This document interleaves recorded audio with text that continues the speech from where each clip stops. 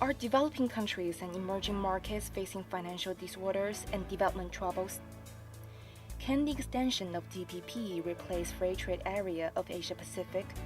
Some countries hyped adding the South China Sea issue into the APEC agenda.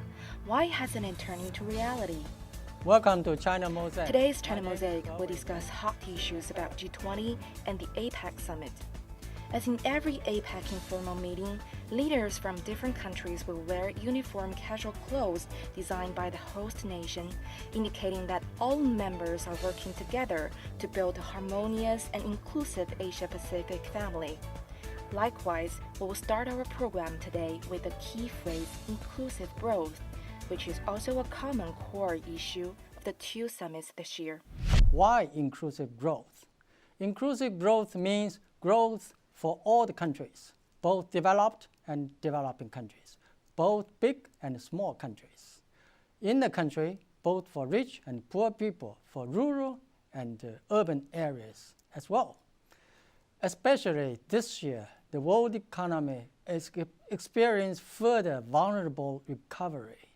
The IMF's recent estimate for 2015 GDP growth has been revised down to only 3.1%, even lower than last year.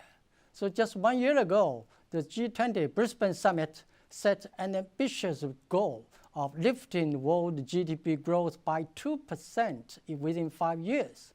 Now, just 1 year has elapsed, the world growth seems drifting away from that goal.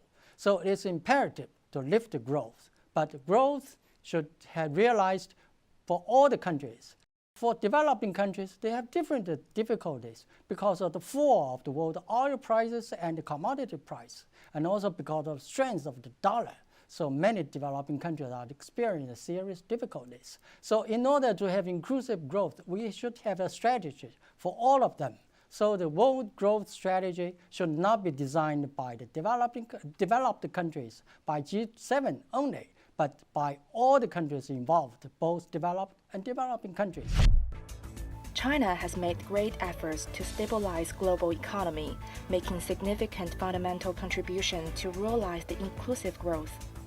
The 13th Five-Year Plan of China fully embodies the inclusive growth and pledges that the existing poverty-stricken population of 70 million will all be out of poverty by 2020. Many of China's proposals have been adopted by G20. It is reported that China's contribution rate to the agenda of the 2015 G20 summit is 15%.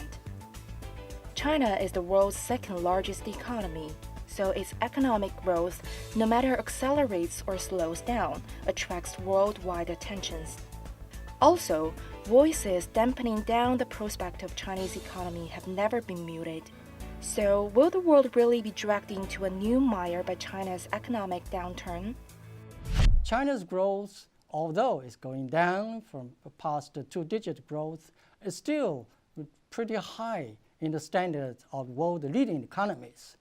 This year, we will have 7% or close to 7% growth because China accounts for 13.3% of total world GDP.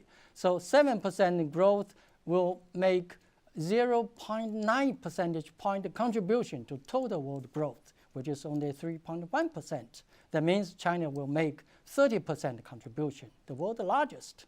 Second, massive investment in infrastructure, because that is the strong wheel pushing world economy forward. China has proposed a One Belt and One Road initiative. That means massive investment in infrastructure, and also initiated the Asia Infrastructure Investment Bank and New BRICS Development Bank and Silk Road Foundation, all in this direction, which will be tremendously helpful.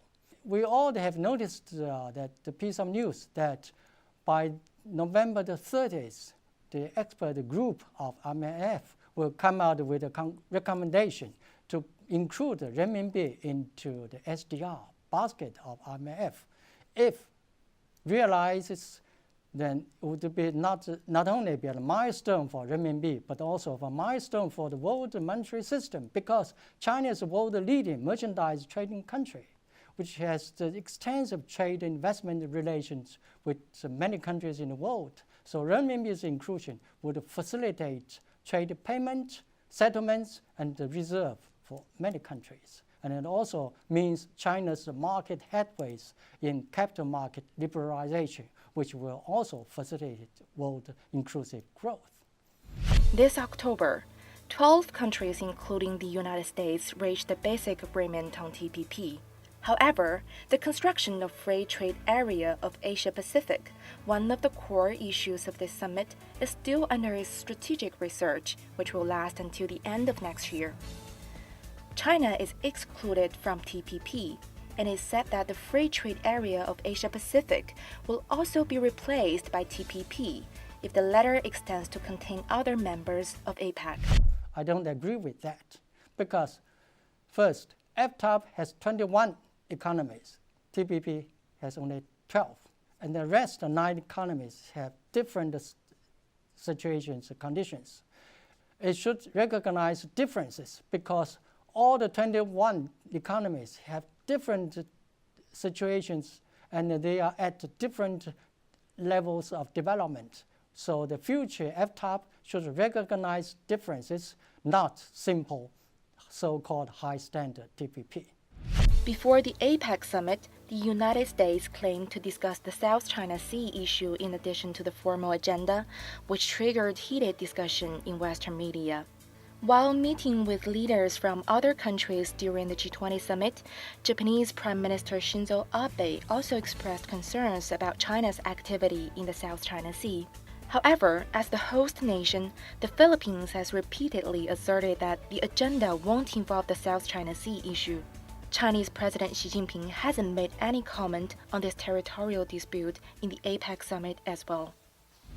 The United States wants very much to insert it into that agenda, which is certainly wrong, because APEC is an economic organization, non-sovereign state organization.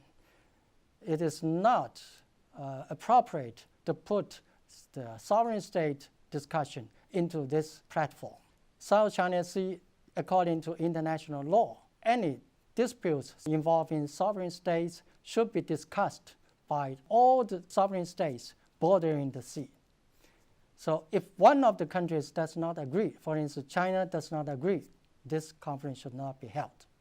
And point 2, any countries out of the region, for instance, the United States is not a country bordering South China Sea, is not qualified to discuss. So this issue will certainly be excluded in APEC summit.